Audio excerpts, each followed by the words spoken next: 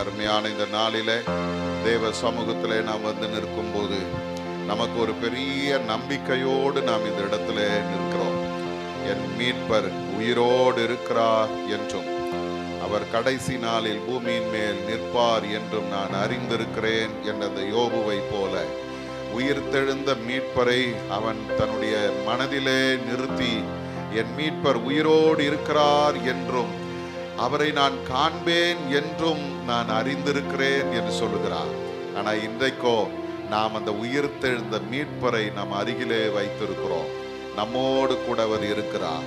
உயிர்த்தெழுந்த கிறிஸ்து நம்மை பார்த்து சொல்லுகிறார், இதோ உலகத்தின் முடிவு பரியந்தம் சகல நாட்களிலும் நான் உங்களோடு கூட இருக்கிறேன் என்று சொல்லுகிறார். இந்த அருமையான இந்த காலை நேரத்துல அந்த நம்மோடு கூட இருக்கிற இந்த உன்னதமான ஆண்டவரை கொஞ்ச நேரம் உள்ளத்தின் ஆழத்திலிருந்து நன்றியோடு ஸ்தோத்தரிப்போமா. அவர் நம்மோடு கூட இருக்கிறது மட்டுமல்ல, இன்றைய வரைக்கும் இந்த நிமிஷம் வரைக்கும் நம்மை அவர் அற்புதமாக நடத்தி வந்திருக்கிறார். நம்முடைய எல்லா சூழ்நிலையிலும் ஆண்டவருடைய கிருபை நம்மை தாங்கி வழிநடத்தி வந்திருக்கிறது. அவர் நம்மை பலப்படுத்தி இருக்கிறார். அவர் நமக்கு நன்மை செய்திருக்கிறார். அவர் நமக்கு நல்லவராக இருந்திருக்கிறார். சங்கீதக்காரன் சொல்லுகிறது போல, கர்த்தரை துதியுங்கள், அவர் நல்லவர், அவர் கிருபை என்றும் உள்ளது என்ற வார்த்தையின்படியே ஆண்டவர் ஒவ்வொரு நாளும் நமக்கு நல்லவராக, வல்லவராக, வாக்கு மாறாத தேவனாக, கிருபை உள்ளவராக நம்மோடு கூட இருந்து நம்மை நடத்தி வந்திருக்கிறாரே. நம்ம எல்லாரும் கொஞ்ச நேரம் கர்த்தரை ஸ்தோத்திரிப்போமா.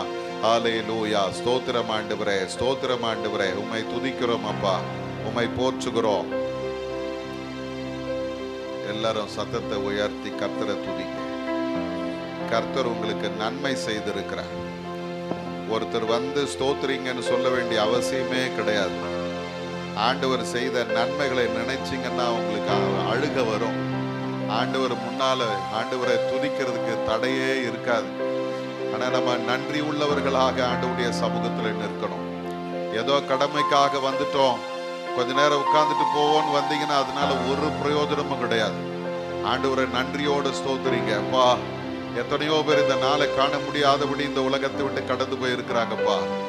எத்தனையோ விபத்துகள், ஆபத்துகள் நடந்திருக்கிறது சுவாமி. எங்களை சுற்றிலும் பார்க்கும்போது பூமி அதிர்ச்சிகள் நடந்து கொண்டிருக்கிறது. எங்களுடைய தேசத்துல பல இடங்கள்ல பூமி அதிர்ச்சிகள்.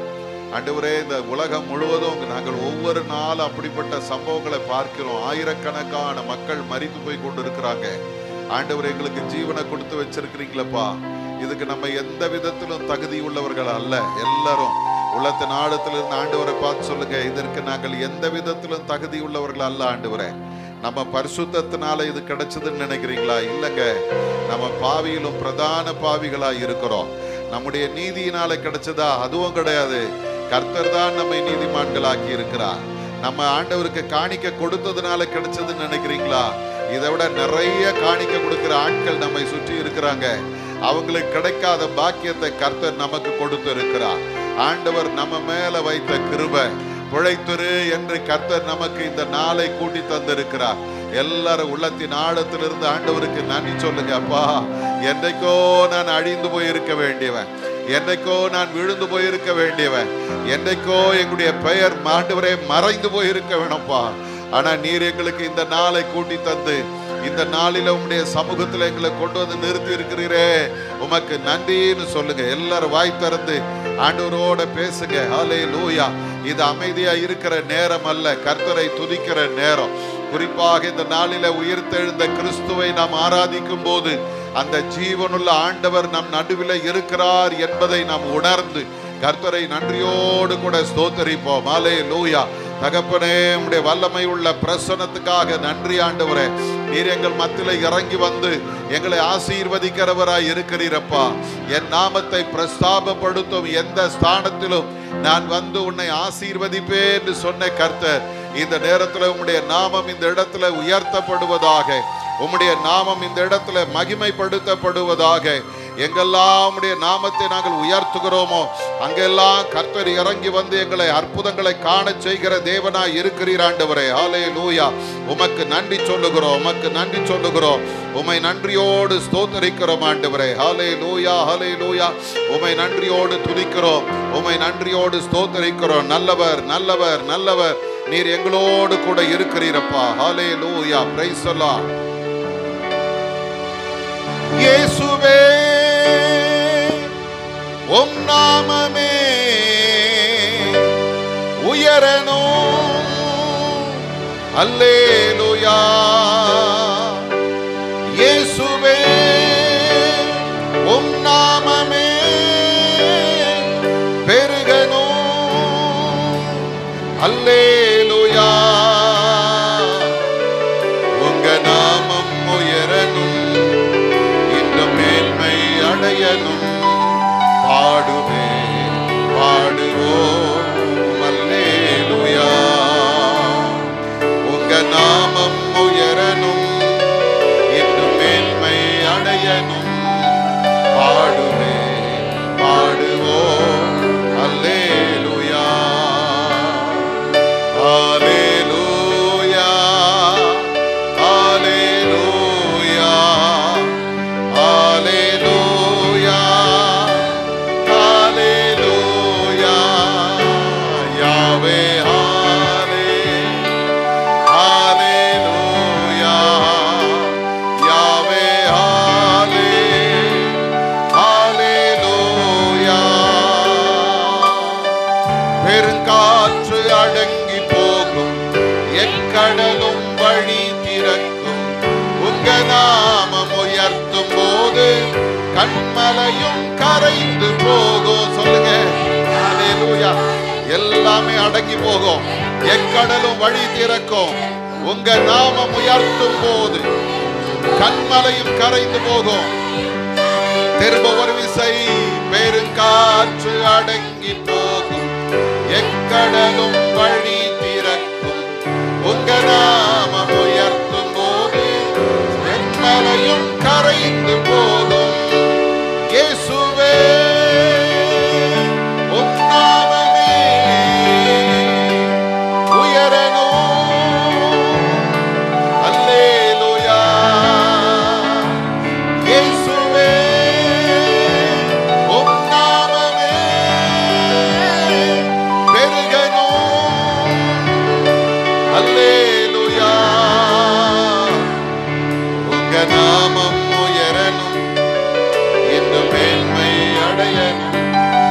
பாடுவே பாடுவோம் அல்லேலூயா.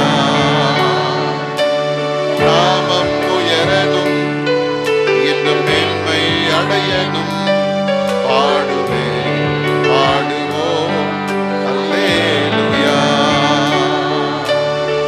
சிங்கத்தின் கேவியிலும் தீச்சோலை நடுவிலும் உங்க நாமம் உயர்த்தும் போது சேதங்கள் அணுகிடாது.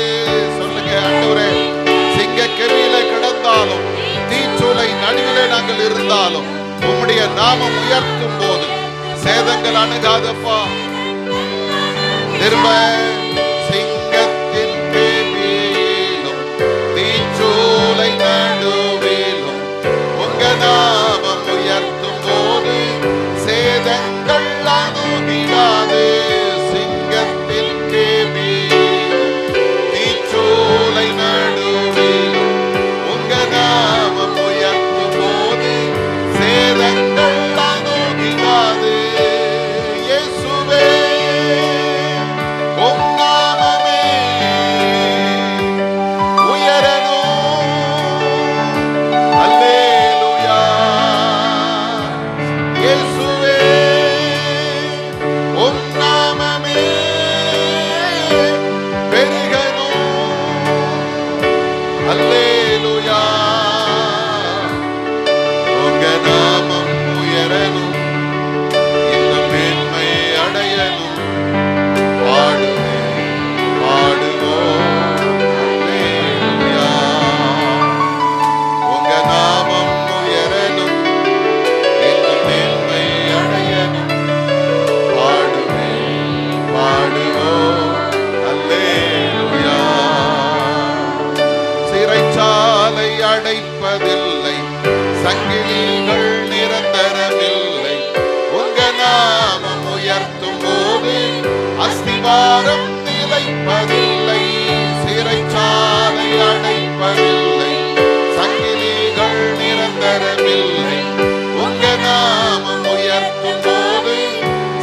அஸ்திவாரம் நிலைப்பதில்லை, சிறைச்சாலை அடைப்பதில்லை. அல்லேலூயா. கர்த்தரை உயர்த்துகிற மக்களை எந்த தடைகளும் மேற்கொள்ள முடியாது. ஆண்டவர் நம்மோடு கூட இருப்பாரான. அஸ்திவாரங்கள் அசையும். சொல்லுங்க.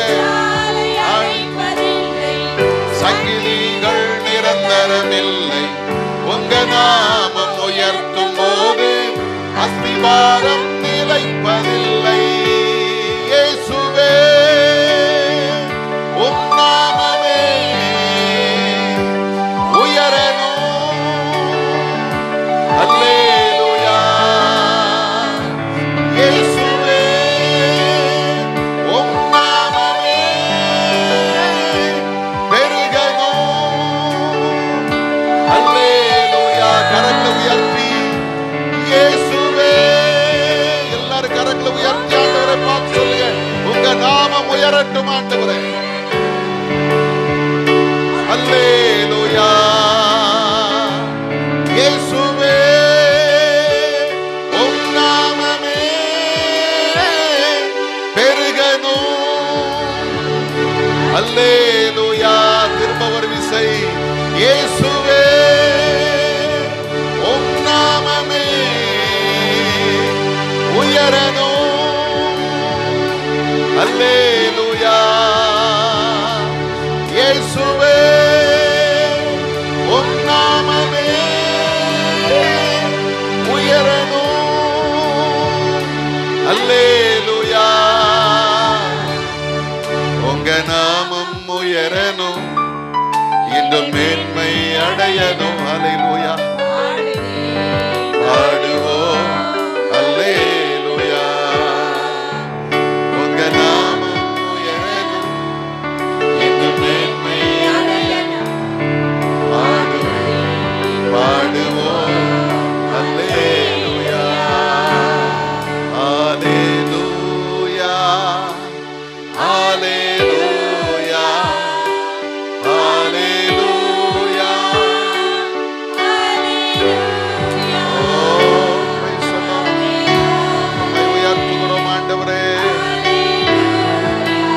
வல்லமை உள்ள பிரசன்னம் ஒவ்வொருவரை இந்த நேரத்தில் மூடட்டோப்பா. உம்முடைய மகிமையினால ஒவ்வொருவரையும் மூடுங்க. அந்த உயிர்த்தெழுதலின் மகிமை இந்த நேரத்தில் ஒவ்வொருவர் மேல இறங்குகிறது. அல்லேலூயா. சுகமாக்கும் வல்லமை இறங்கி கொண்டிருக்கிறது. அற்புதம் செய்யும் கர்த்தருடைய வல்லமை இறங்கி கொண்டிருக்கிறது. நன்றி அப்பா. அல்லேலூயா. Praise the Lord.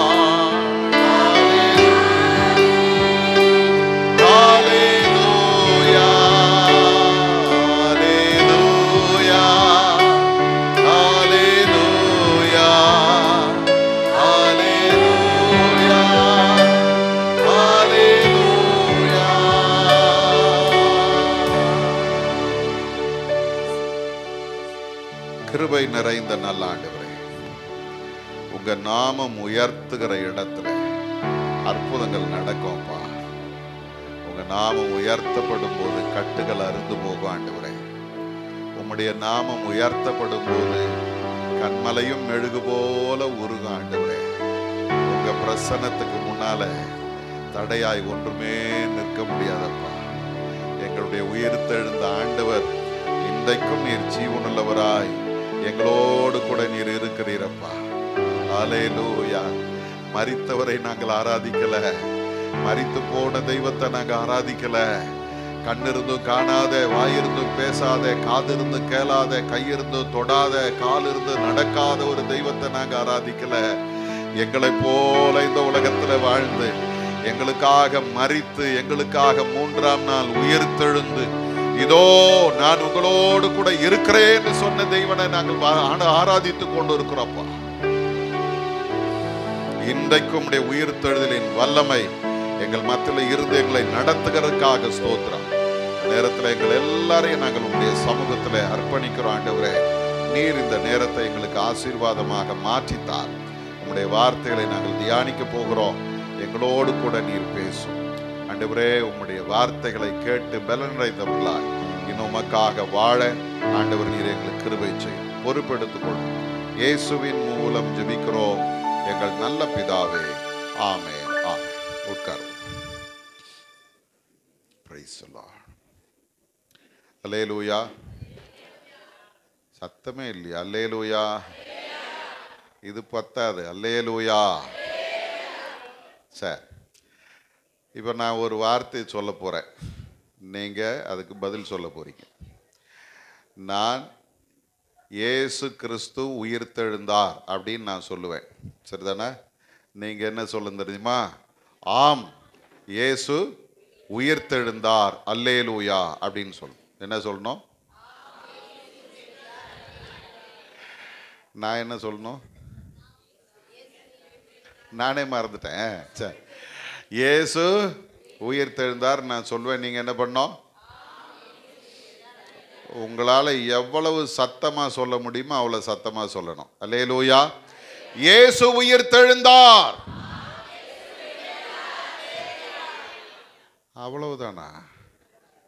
வம்பா போச்சா? இயேசு உயிர்த்தெழுந்தார்.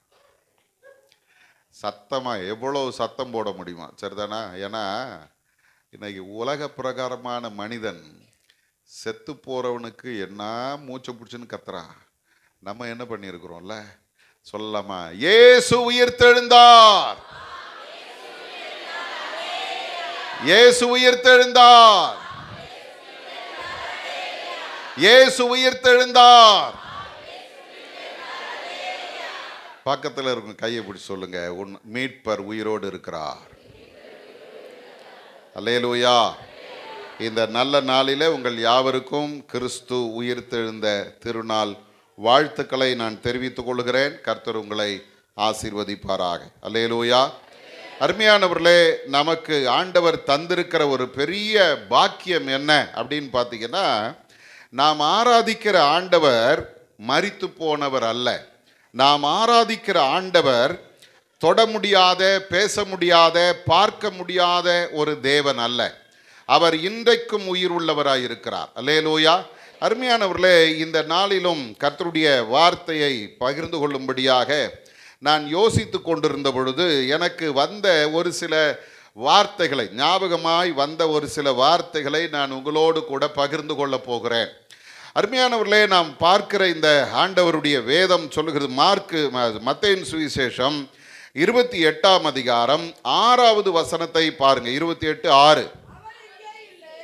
அவர் இங்கே இல்லை, தாம் சொன்னபடியே உயிர்த்தெழுந்தார், கர்த்தரை வைத்த இடத்தை வந்து பாருங்கள் என்று சொல்லி இந்த இடத்துல சொல்லுகிறதை நாம் பார்க்கிறோம். அருமையானவர்களே, இங்கே ஆண்டவருடைய வேதம் சொல்லும் பொழுது தேவதூதன் அவரை ஆண்டவருடைய கல்லறைக்கு, அவருடைய கல்லறையில் போய் அவருடைய சரீரத்திற்கு பரிமள தைலம் போடணும்னு போன அந்த ஸ்திரீகளை பார்த்து இப்படி சொல்றாரு, அவர் இங்கே இல்லை, தாம் சொன்னபடியே உயிர்த்தெழுந்தார், அவரை வைத்த இடத்தை வந்து பாருங்கள் என்று சொல்லுகிறார். அருமையானவர்களே, அப்படியானால் நமக்கு வேதம் தருகிற ஒரு நம்பிக்கையின் வார்த்தை என்ன தெரியுமா?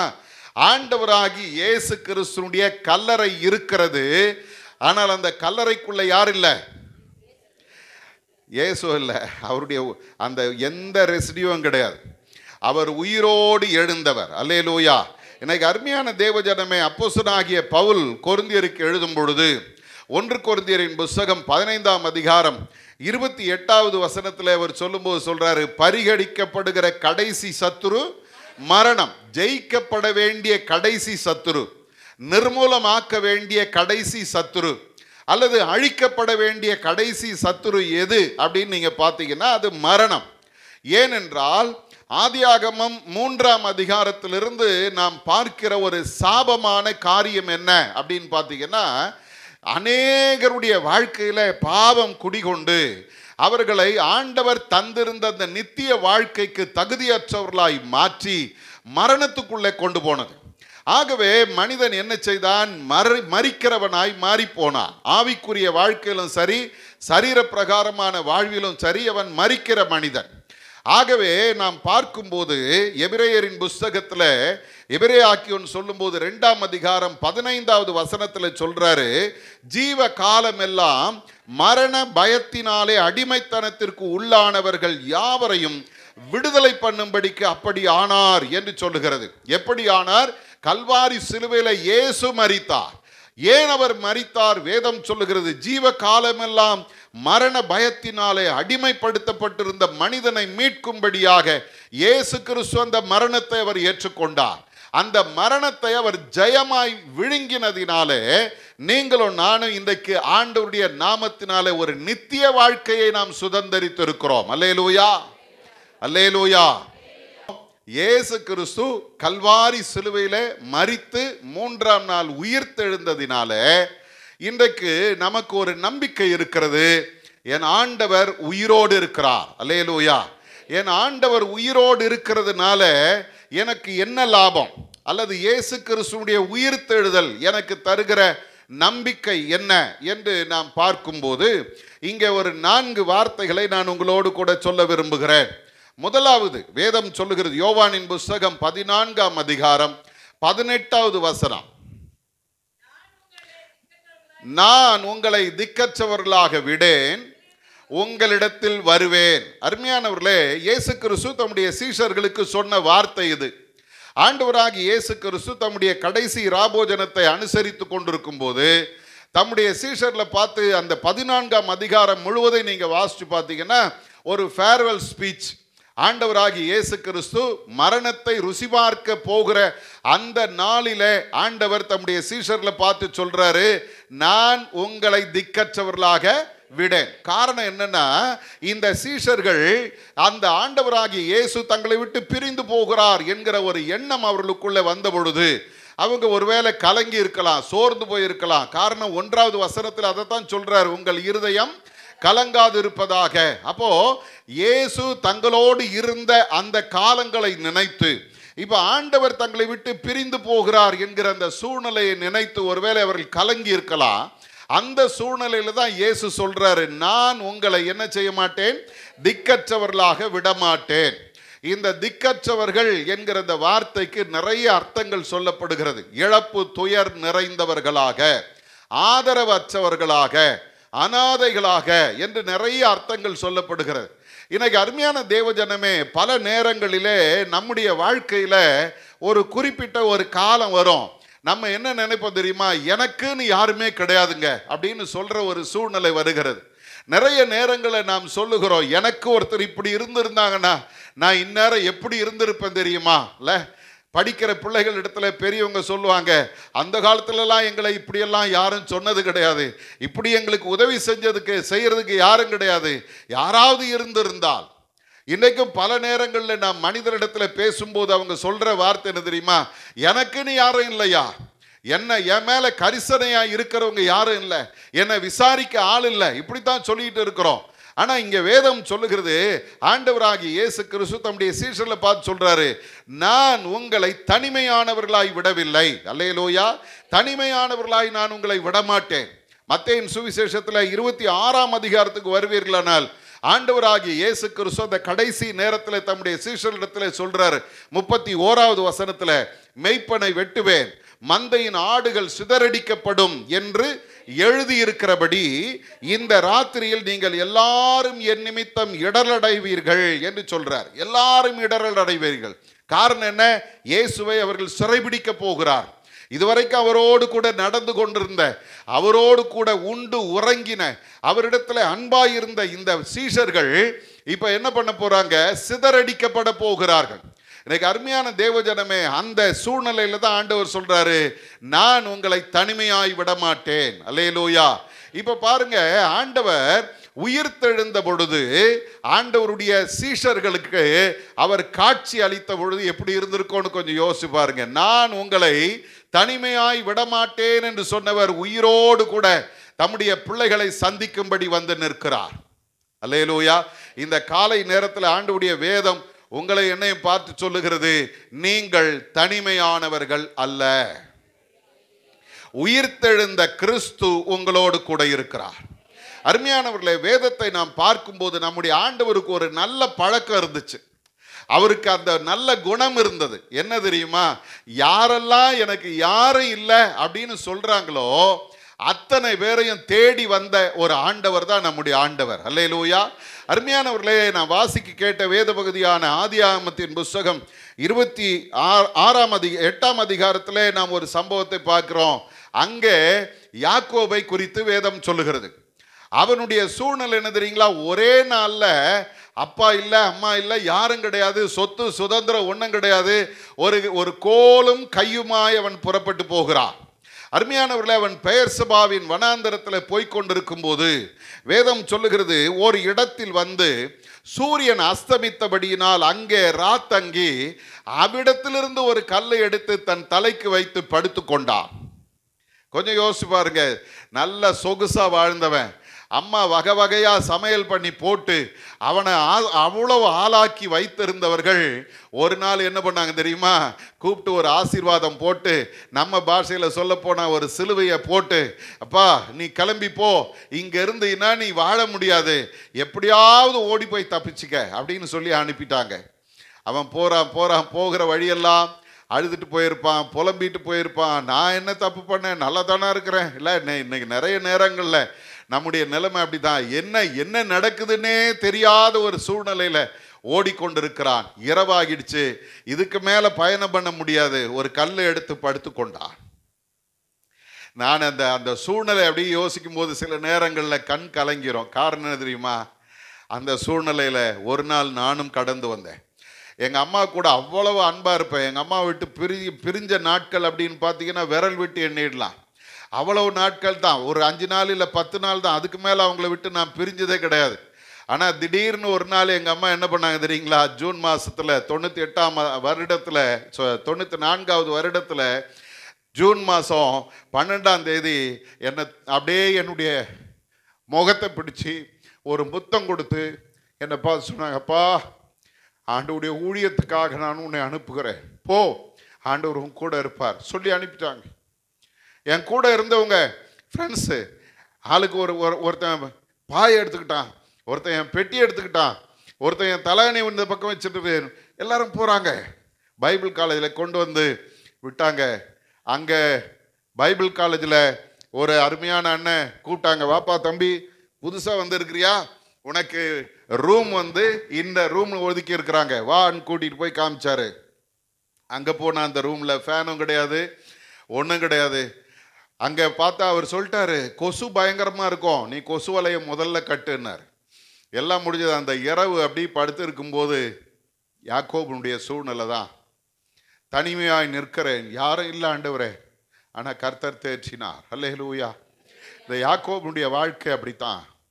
அந்த வனாந்தரத்தில் தனிமையாய் படுத்து கொண்டு அவன் புலம்பி இருப்பான், தன் மனதில் அழுது இருப்பான், ஒருவேளை யாரும் இல்லை சத்தம் போட்டு கூட அழுது இருப்பான். ஆனால் ஒன்று தெரிஞ்சுங்க, அந்த இடத்திலும் ஒருவர் அவனை தேடி வந்தார். அல்லேலூயா. வேதம் சொல்லுகிறது போல அந்த இடத்துல 13வது வசனத்தை வாசிச்சு பாருங்க, 28:13.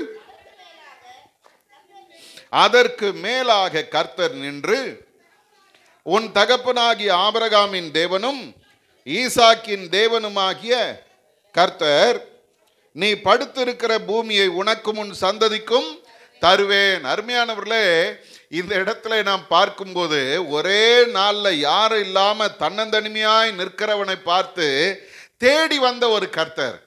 ஏன் இந்த வார்த்தை அவனுக்கு சொல்றாரு அப்படின்னு பார்த்தீங்கன்னா, இதுவரைக்கும் அவன் ஆண்டவரை தேடினது கிடையாது. அவன் தேடினதெல்லாம் என்ன தெரியுமா? உலக பிரகாரமான ஆசீர்வாதம். அண்ணனை ஏமாத்தலாமா, அப்பாவை ஏமாத்தலாமா, எப்படியாவது சம்பாதிக்கலாமா, எப்படியாவது ஆசீர்வாதத்தை சேர்த்து கொள்ளலாமான்னு ஓடினவன். ஆகவே ஆண்டவருக்கு அவனுக்கும் அந்த அளவுக்கு நெருக்கம் கிடையாது. ஆகவே ஆண்டவர் வர்றாரு, வந்து தன்னைத்தானே அங்கே இன்ட்ரோடியூஸ் பண்ணிக்கிறார். அல்லேலூயா. வேதம் அப்படித்தான் சொல்லுகிறது, நான் உன் தகப்பனாகிய ஆபிரகாமின் தேவனும் ஈசாக்கின் தேவனுமாகிய கர்த்தர். Hi Jacob. யார்யா திடீர்னு இந்த நைட்டில் வந்து ஹாய்ன்ற அப்படின்னா, நான் உன் தகப்பனாகிய ஆபிரகாமின் தேவனும். இப்போ இவனுக்கு எப்படி இருந்திருக்கும் தெரியுமா? யாருமே இல்லைன்னு நினைச்சோம், பரவாயில்லையே இந்த இடத்துலையும் ஒருத்தர், எங்கள் அப்பாவுக்கு தெரிஞ்சவர், எங்கள் தாத்தாவுக்கு தெரிஞ்சவர், அவர்களுடைய தேவன் என் நடுவிலே நிற்கிறார். எப்படி இருந்திருக்கோம்ல? எனக்கு இந்த இடத்துல உட்கார்ந்து இருக்கிற அருமையான தேவ ஜனமே, நான் உங்களை தனிமையானவர்களாய் விட மாட்டேன். சொன்னவர் சொல்றார், நான் உன்னிடத்தில் வருவேன். அல்லேலூயா.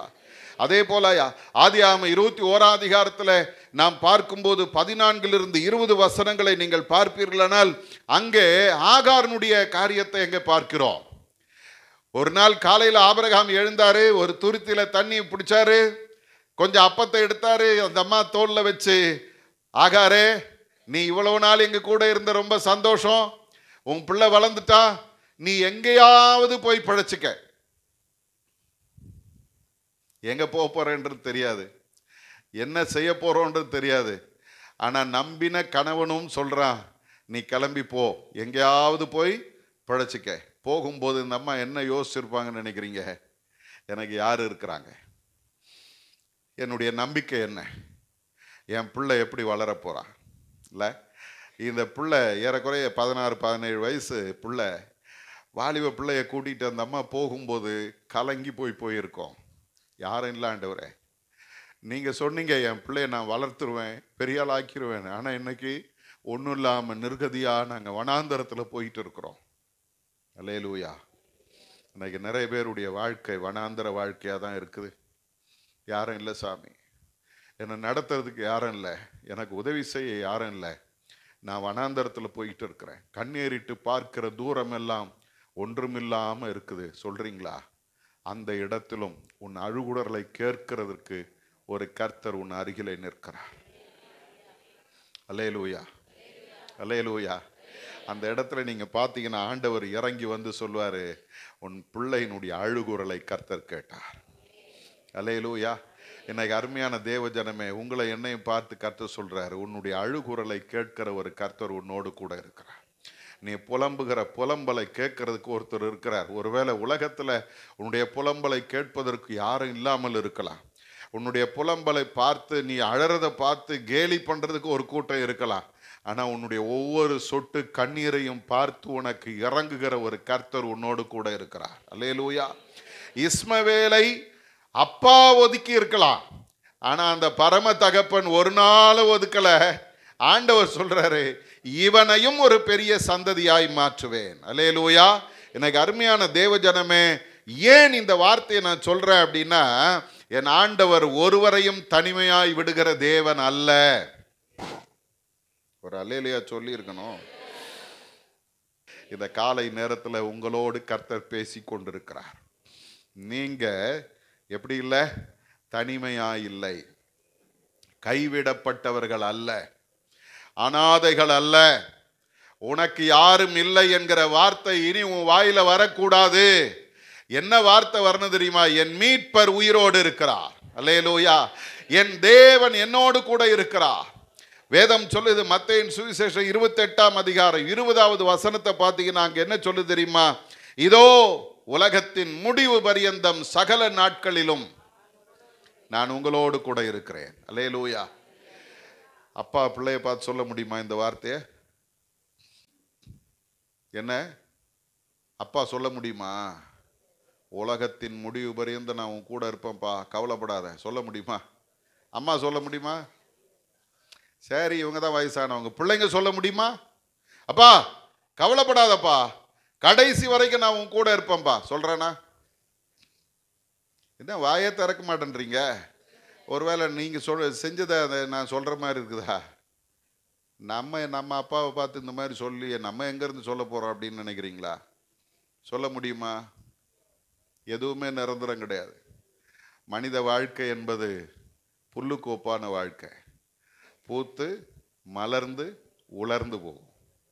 கதைக்கு ஒப்பான வாழ்க்கை, தொடங்கி அதுக்கு ஒரு முற்றும் போட்டுருவாங்க. புகைக்கு ஒப்பான வாழ்க்கை, கிளம்புது, எங்க போச்சு தெரியாது. இந்த வாழ்க்கை வாழற மனுஷன் ஒருத்தனும் இந்த வார்த்தையை சொல்ல முடியாது. ஆனால் உயிரோடு இருக்கிற இயேசு சொல்றாரு, உலகத்தின் முடிவு பரியந்தம் நான் உன்னோடு கூட இருக்கிறேன். அல்லேலூயா. எந்த சூழ்நிலையில் இருந்தாலும் உயிர்த்தெழுந்த ஆண்டவரை ஞாபகத்தில் வச்சுங்க. அவர் சொல்றாரு, நான் உங்களை திக்கற்றவர்களாக விடேன், உங்களிடத்தில் வருவேன். அல்லேலூயா. அந்த ஆண்டவர் என்னோடு கூட இருக்கிறதுனால, அந்த உயிர்த்தெழுந்த ஆண்டவர் எனக்கு தருகிற நம்பிக்கை என்ன தெரியுமா? நான் தனிமையாக இல்லை. பக்கத்தில் இருக்கும் கையை பிடிச்சி சொல்லுங்க. தூங்கிட்டு இருந்தாங்கன்னா ஓங்கி ஒன்று வச்சு சொல்லுங்க, நீ தனிமையா இல்லை. சரி, இரண்டாவது ஒரு வார்த்தையை நான் உங்களுக்கு ஞாபகப்படுத்த விரும்புகிறேன். யோவானின் புஸ்தகம் 18ஆம் அதிகாரம் 20வது வசனத்தை யாராயிலோ 16:20. யோவான் 16:20. யோவான் 16:20. மெய்யாகவே மெய்யாகவே நான் உங்களுக்கு சொல்லுகிறேன், நீங்கள் அழுது புலம்புவீர்கள், உலகமோ சந்தோஷப்படும். நீங்கள் துக்கப்படுவீர்கள், ஆனாலும் உங்கள் துக்கம் சந்தோஷமாக மாறும். அல்லேலூயா. அருமையானவர்களே, திரும்பவும் இன்னொரு இடத்துல ஆண்டவர் தம்முடைய சீஷர்களுக்கு ஒரு ஆறுதலான வார்த்தையை சொல்றாரு. இதுவும் அந்த ஃபேர்வெல் வார்த்தை தான்.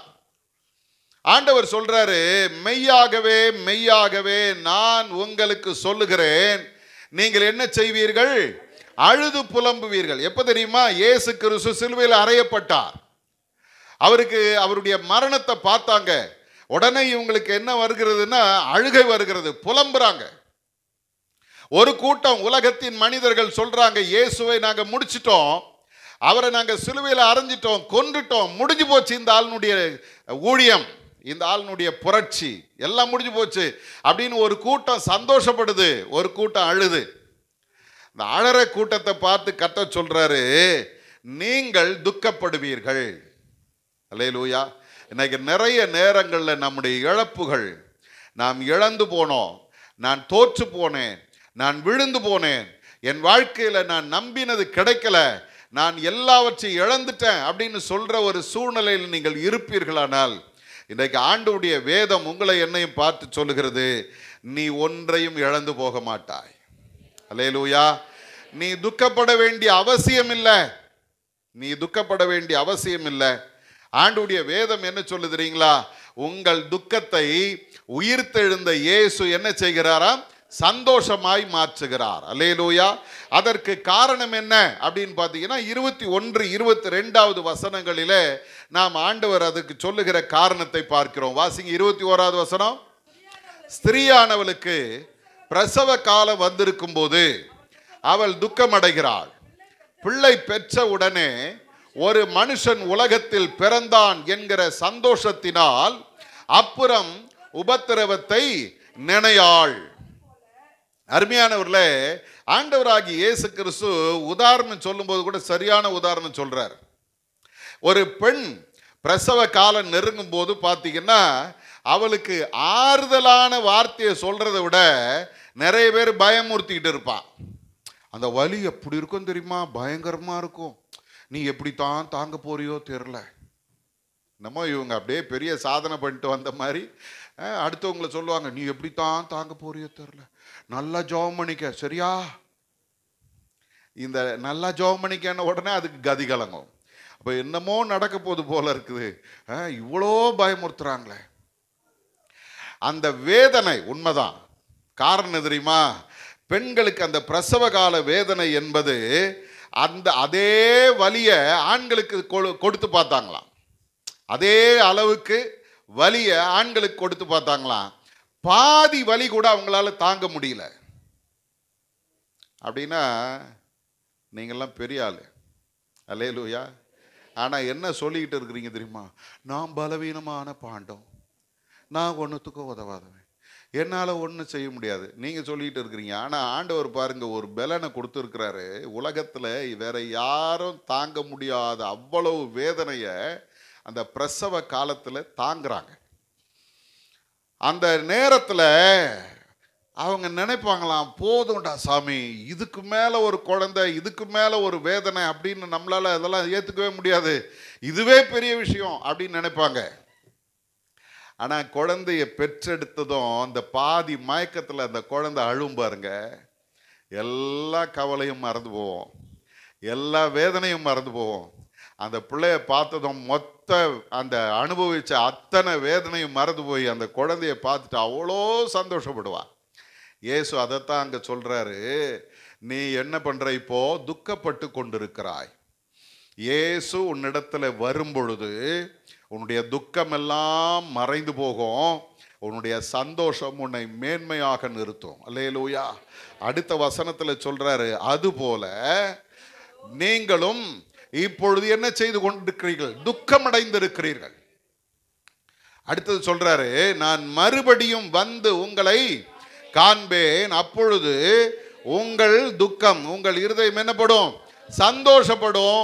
அந்த சந்தோஷத்தை ஒருவனும் உங்களிடத்திலிருந்து எடுத்து போட மாட்டான். அல்லேலூயா. உயிர்த்தெழுந்த இயேசு யாருடைய வாழ்க்கையில வருகிறாரோ அவர்களுக்கு அவர் தருகிற அந்த சந்தோஷத்தை இந்த உலகத்தில் எந்த மனிதனாலும் எடுக்க முடியாது. அல்லேலூயா. எந்த சூழ்நிலையும் எடுக்க முடியாது. எப்பேற்பட்ட பிரச்சனைகளை சந்திக்கிறவனாய் இருந்தாலும் உயிர்த்தெழுந்த கிறிஸ்து என்னோடு கூட இருக்கிறார் என்கிற அந்த நம்பிக்கை வருமானால் அவங்கள போல சமாதானமா இருக்கிறவங்களும் சந்தோஷமா இருக்கிறவங்களும் வேற யாரும் கிடையாது. அல்லேலூயா. எனக்கு நீங்களும் நானும் செய்ய வேண்டிய ஒரு காரியம் உண்டு. ஆண்டவரே, உயிரோடு இருக்கிற உம்மை நான் பார்க்க வேணும். அல்லேலூயா, அல்லேலூயா.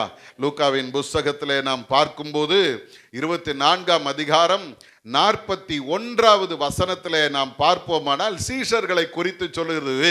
உயிர்த்தெழுந்த இயேசுவை அவங்க பார்க்கிறாங்க. பார்த்த பொழுது நடக்கிறது என்ன தெரியுமா? ஆனாலும் சந்தோஷத்தினால் அவர்கள் இன்னும் விசுவாசியாமல் ஆச்சரியப்படுகிறார்கள். அல்லேலூயா. இயேசுவை, உயிர்த்தெழுந்த இயேசுவை பார்க்கும்போது அவங்களால என்ன பண்ண முடியல?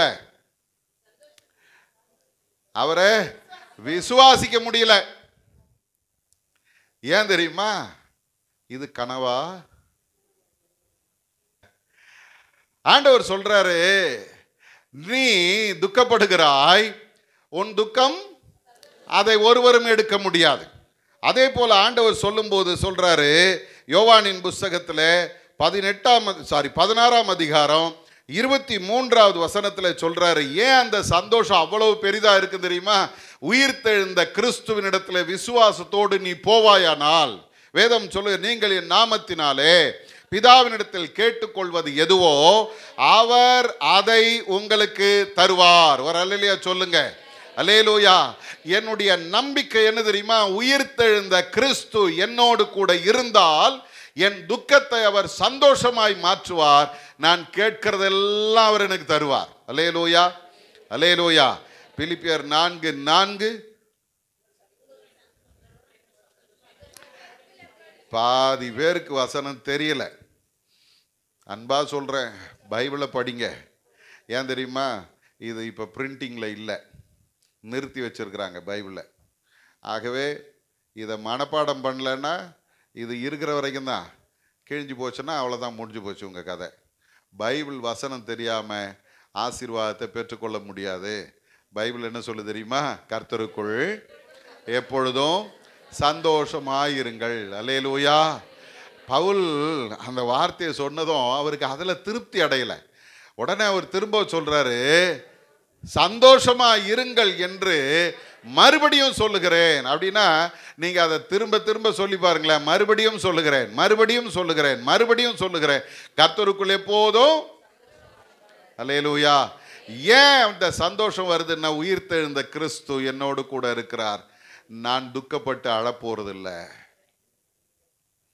முதல்ல நான் தனிமையா இல்லை, ரெண்டாவது நான் துக்கமா இருக்க போவதில்லை. மூன்றாவது ஒரு வார்த்தை யோவான் 20:19 வாசிங்க. யோவான் 20:19.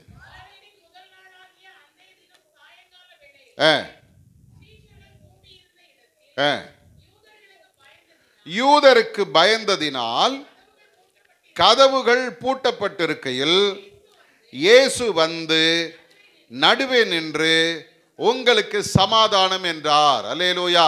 மூன்றாவது ஒரு காரியம் நடக்குது. எனக்கு ஒரு பெரிய நம்பிக்கை வருகிறது. என்ன தெரியுமா? என் வாழ்க்கையில நான் எதை குறித்தும் பயப்பட வேண்டிய அவசியம் இல்லை.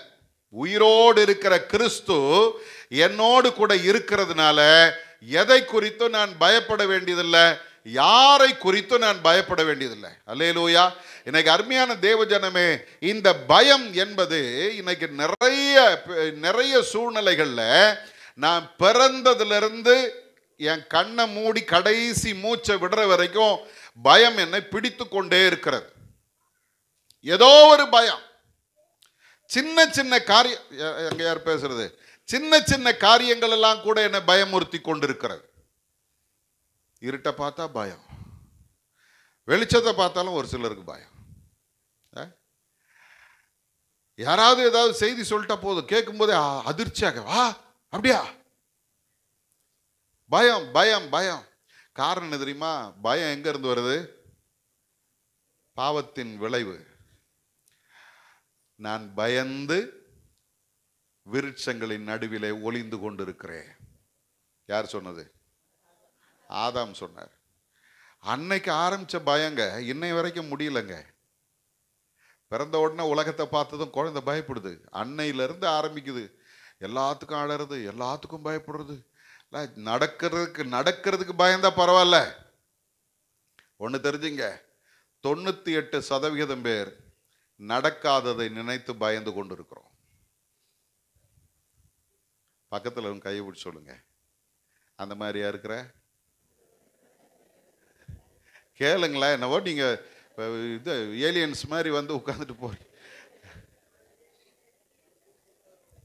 98% இருக்கிறியா இல்ல 2% இருக்கிறியா?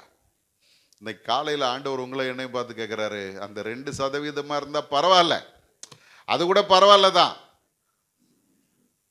ஆனா 98% என்ன பண்ணுது தெரியுமா? நடக்காததை நினைச்சு பயந்துட்டு இருக்காங்க. ஐயோ இப்படி வந்துடுச்சுன்னா என்ன பண்றது, ஐயோ இப்படி ஆயிட்டா என்ன பண்றது, இதை இழந்துட்டா என்ன பண்றது, இப்படி போயிடுச்சுன்னா என்ன பண்றது. தெரிஞ்சுங்க, ஒன்று தெரிஞ்சுங்க, எது இருந்தாலும் எது போனாலும் எது நடந்தாலும் யார் எதிராய் நின்றாலும் கர்த்தர் உன்னோடு கூட இருந்தால் நீ பயப்பட வேண்டிய அவசியமே கிடையாது. அல்லேலூயா. அருமையானவர்களே, ஆண்டவராகிய இயேசு கிறிஸ்து தம்முடைய சீஷர்களை பார்த்து சொல்றாரு, பயப்படாதிருங்கள். அவங்க நிறைய நேரங்களில் பயந்தாங்க. புதிய ஏற்பாட்டில் மட்டுமே ஏறக்குறைய 25 முறை பயப்படாதே அப்படின்ற வார்த்தை பயன்படுத்தப்படுகிறது. இன்னைக்கு அருமையான தேவஜனமே, வேதத்தை நீங்க வாசி பாருங்களேன். மத்தேயு 14ஆம் அதிகாரத்தில் 27வது வசனத்தில் பார்த்தீங்கன்னா, அங்கே சீஷர்கள் பயந்தார்கள். காற்று பலமா இருக்குது, தண்டு வலிக்க முடியல. அந்த நேரம் அவர்களை ரட்சிக்கும்படி இயேசு வரும் பொழுது இயேசுவை பார்த்து அவங்க எப்படி பயந்தாங்களா தெரியுமா? ஆவேசம் என்று சொல்லி பயந்தார்கள். அல்லேலூயா.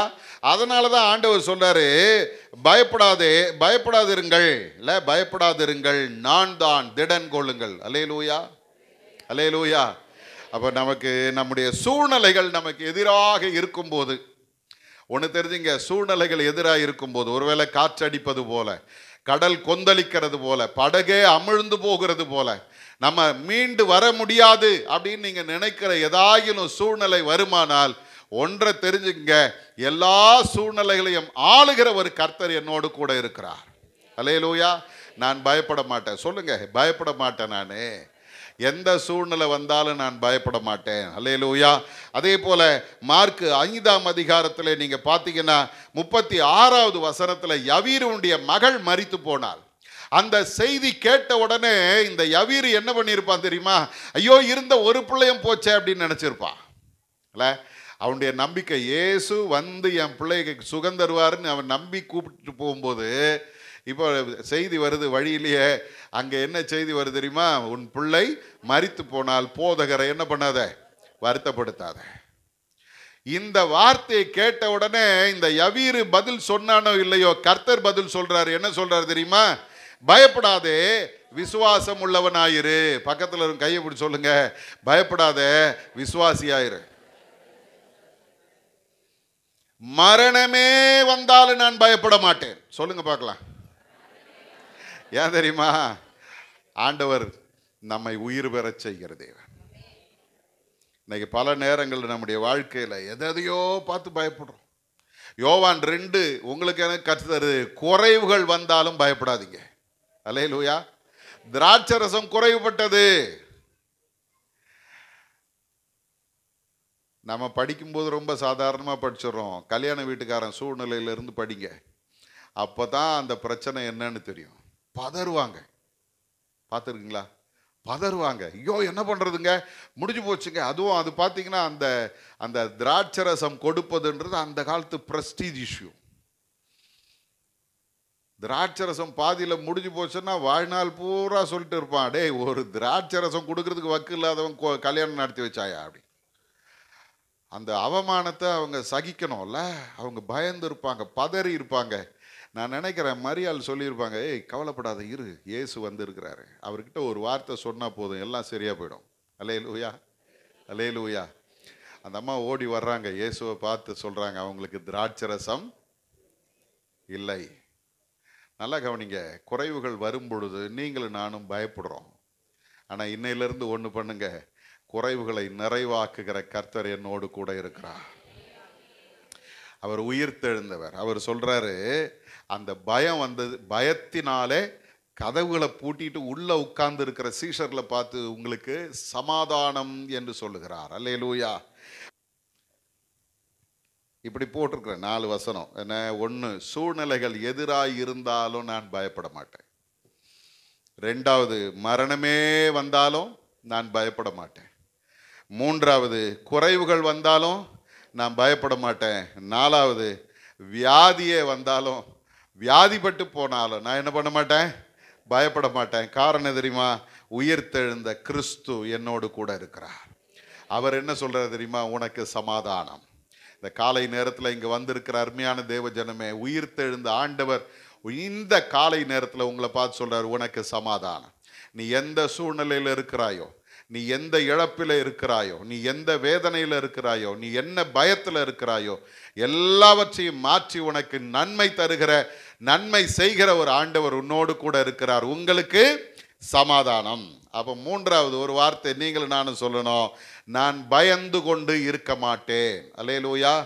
4வது ஒரு காரியம் யோவானின் புஸ்தகம் 14:3 சொல்லுகிறது, வாசிங்க. நான் இருக்கிற இடத்துல நீங்களும் இருக்கும்படி நான் மறுபடியும் வந்து உங்களை என்னிடத்தில் சேர்த்து கொள்வேன். 4வதாக இயேசு தம்முடைய சீஷர்களை பார்த்து, உயிர்த்தெழுந்த பிறகு நான் என்ன செய்ய போகிறேன் அப்படின்றத அவர் அங்கே சொல்றார். நான் இருக்கிற இடத்துல நீங்களும் இருக்கும்படி நான் மறுபடியும் வந்து உங்களை என்னிடத்தில் சேர்த்து கொள்வேன். அப்போ 4வதாக நாம் பார்க்கிற ஒரு காரியம் தெரியுமா? உயிர்த்தெழுந்த அந்த ஆண்டவர் நமக்கு தருகிற நம்பிக்கை, அவர் வந்து என்னை பரலோகத்துக்கு கொண்டு போறார். அல்லேலூயா. இதுவரைக்கும் கேட்ட பிரசங்கம் ரொம்ப ரொம்ப நல்லா இருந்துச்சு. இப்போ திடீர்னு என்ன பரலோகத்தை பற்றி இவர் பேச ஆரம்பிச்சிட்டாரு. நல்லா கவனிங்க, கிறிஸ்தவ வாழ்க்கையினுடைய லக்கு என்ன தெரியுமா? பரலோகம்தான். நான் 4 மாடி வீடு கட்டணும், பென்ஸ் கார் வாங்கணும், ஃபெராரி வாங்கணும், அப்புறம் என்னது ஆடி கார் வாங்கணும், ஆடாத கார் வாங்கணும், இப்படி நிறைய நம்ம ஆளுங்க நம்ம இங்கேயே ஒரு 500 வருஷம் 1000 வருஷம் வாழ போகிற மாதிரியும் எனக்கு இது வேணும் அது வேணும் இல்லைங்க. நீங்களும் நானும் நித்தியமாய் வாழப்போகிற ஒரு இடம் இருக்கிறது.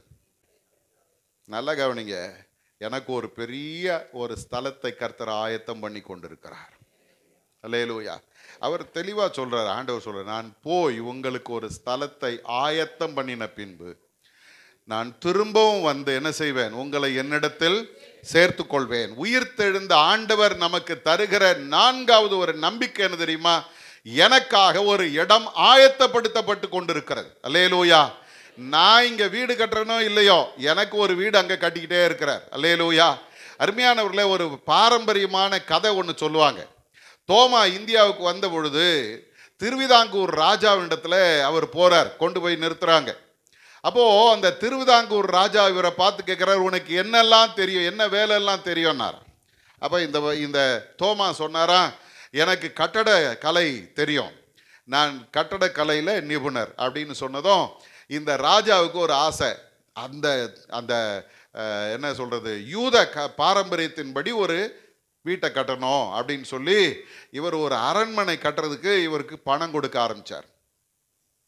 ராஜா, நான் உனக்கு வீடு கட்டுறேன், அரண்மனை கட்டுறேன்னு இவர் பணத்தை வாங்கிட்டு போவார், ஏழை ஜனங்களுக்கு கொடுப்பார், ஊழியம் பண்ணுவார், ஆண்டவருடைய நாமத்தை உயர்த்துவார். இந்த ராஜா கொஞ்ச நாள் ஆன பிறகு இப்போ அவருக்கு ஒரு சின்ன ஆசை. இது பாரம்பரிய கதை, இது நடந்துதான்னு கேட்காதீங்க, எனக்கும் தெரியாது. அவர் ராஜா கேட்குறாரு தோமா கிட்ட, தோமா நிறைய பணம் கொடுத்துட்டேன், நீ எனக்காக கட்டுகிற அந்த மாளிகையை நான் பார்க்க வேணும்.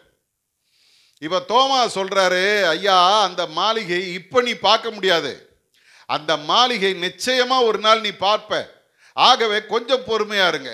சரி, இன்னும் கொஞ்ச நாள் ஆச்சு. இப்போ ராஜா கேட்குறாரு, உனக்கு அளவுக்கு அதிகமாய் பணம் கொடுத்து கொண்டு இருக்கிறேன், நான் அந்த கட்டடத்தை பார்த்தே ஆகணும்ன்றார். இப்போ அவர் சொன்னாரு, ராஜா நான் கட்டுகிற அந்த கட்டடம் இந்த உலகத்துல இல்ல, பரலோகத்துல கட்டிக்கிட்டு இருக்கிறேன்னார்.